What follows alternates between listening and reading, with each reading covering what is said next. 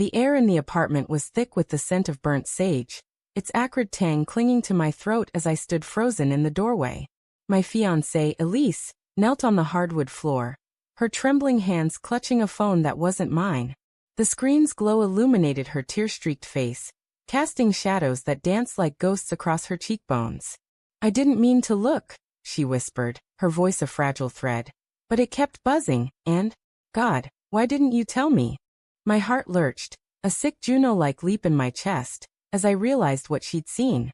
Not my phone. His phone. The one I'd been texting last night, thinking she was asleep. I forced my legs to move, each step heavy as lead. "Elise, what are you talking about?" My voice sounded foreign, strained, like it belonged to someone else. She held up the phone, mine, unmistakably mine now, and the message on the screen was a blade to my gut. "Meet me tomorrow. Same place. I need you." Not from me. From her. To someone named C. Her hazel eyes, usually so warm, were storms of betrayal. "Who is she?" she asked, her voice breaking. I sank onto the couch, the leather creaking under my weight, and buried my face in my hands. The truth was a noose tightening around my neck, but I couldn't speak it. Not yet. It started 3 months ago. A fleeting moment I barely registered at the time. Elise was working late at the gallery, her new job curating art shows that kept her out past midnight. I was alone, restless, scrolling through my phone when a message popped up from an unknown number. "Hey stranger. Miss me?" A photo followed, a woman in a red dress, her smile coy, her dark hair spilling over bare shoulders. I didn't recognize her. "Wrong number," I typed back, my thumb hovering over the send button. But something stopped me. Curiosity maybe. Or loneliness. "Guess again," she replied. "Coffee shop on 5th. Last spring." My mind flickered to a memory, a woman at the counter, flirting lightly while Elise was in the restroom. We talked for a minute, maybe 2. I gave her my number, a reflex, thinking nothing of it. Elise came back and we left. I forgot her name by the next day. But she didn't forget mine. Her texts came sporadically after that, playful at first, then bolder. "Thinking of you. Wish I could see you." I never responded, but I didn't block her either. Why didn't I? The question gnawed at me now, as Elise's ragged breaths filled the silence. "I can explain," I said, my voice barely above a whisper. "Explain." She stood, the phone clattering to the floor. "You've been texting another woman behind my back, and you can explain?" Her hands balled into fists, her engagement ring glinting like an accusation. "It's not what you think." The words felt hollow, even to me. I hadn't cheated, not physically, but the guilt was a living thing, clawing at my insides. I'd let the messages pile up, read them in secret, felt a thrill I couldn't name. Was that betrayal enough? "Then what is it, Ben?" Her voice cracked, and she sank to her knees in front of me, searching my face for something I wasn't sure I could give her. "Tell me." The first red flag was subtle, a missed call I didn't mention.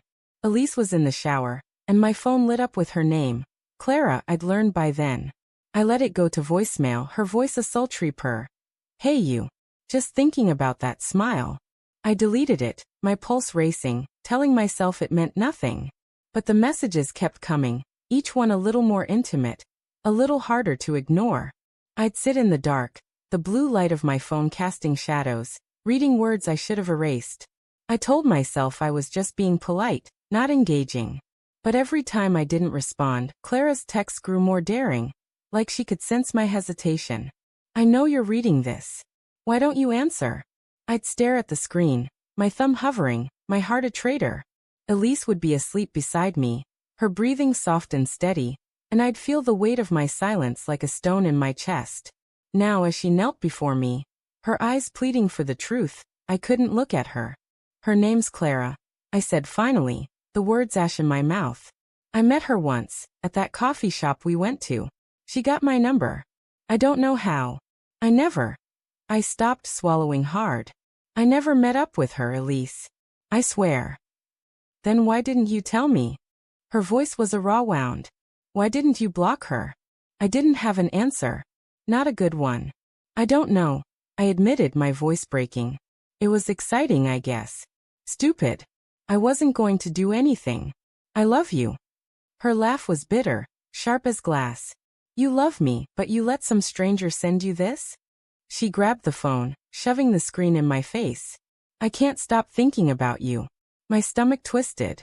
I didn't ask for it, I said, but the words sounded weak, defensive. You didn't stop it either. She stood, pacing the room, her bare feet silent on the hardwood. The sage smoke curled around her like a shroud, and I wondered if she'd burned it to cleanse something she couldn't name. The apartment felt smaller now, the walls closing in with every word. The city hummed outside, distant sirens and streetlights flickering through the window, but inside, it was just us and the truth I couldn't escape. I'd rationalized it all. Clara was nothing, a ghost in my phone, a fantasy I'd never act on. But Elise's eyes told me it wasn't nothing. It was everything. I'm sorry, I said, standing to face her. My hands reached out, but she flinched, and it was like a slap. I should have told you. I should have stopped it. I don't know why I didn't. Because you liked it. Her voice was steady now, cold. You liked the attention. You liked the idea of someone else wanting you. She stepped closer, her gaze piercing. Did you want her too? No, the word came too fast, too desperate. Did I? The thought was a splinter in my mind, sharp and unwelcome. I'd never met Clara again, never touched her, but I'd let her words linger. Let them fill the cracks of my loneliness. Was that enough? Elise turned away, her shoulders trembling. I trusted you, Ben. I trusted us. Her voice broke, and I felt the ground shift beneath me. I've been working so hard, trying to build something for us, and you've been what? Texting some woman who wants to sleep with you. It wasn't like that. But it was, wasn't it? Not the act, but the intent. The betrayal wasn't in my body, it was in my silence. She spun around, her eyes blazing. Then what was it like? Tell me, because I'm trying so hard to understand how the man I love could do this. I opened my mouth, but nothing came out. The truth was a maze I couldn't navigate.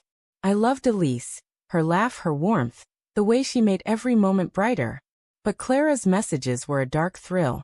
A secret I kept because it felt safe. A game I thought I'd never play. The silence stretched, heavy as fog. Elise picked up the phone again, scrolling through the messages with a look of grim determination.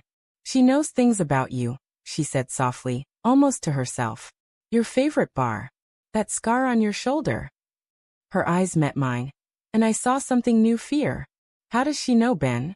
My blood ran cold. I hadn't told Clara those things. I hadn't told her anything. I don't know, I said, my voice shaking. I never. Stop lying, she shouted, throwing the phone at the couch. It bounced, landing face up, Clara's words glowing like a curse. She knows you. She's been watching you. The room spun. I grabbed the phone, scrolling through the messages with frantic fingers. Details I'd never shared. My morning run, the book on my nightstand, the whiskey I drank last week. My breath hitched. Elise, I swear, I didn't tell her anything. I don't know how she. She's stalking you, Elise said, her voice a whisper now, her anger giving way to dread. And you let her. You let her into our lives. I felt the world tilt, the truth sharper than any knife. Clara wasn't just a stranger. She was something else, something darker. And I'd let her in, with every message I didn't delete, every secret I kept. Elise sank to the floor, her face in her hands. What do we do now? She asked, her voice so small it broke me. I knelt beside her, my heart pounding. We figure it out. Together. But as I reached for her, the phone buzzed again. A new message from Clara. I'm outside. Look out your window. We froze, our eyes locked in shared terror. The betrayal wasn't just mine anymore. It was hers. And she was here.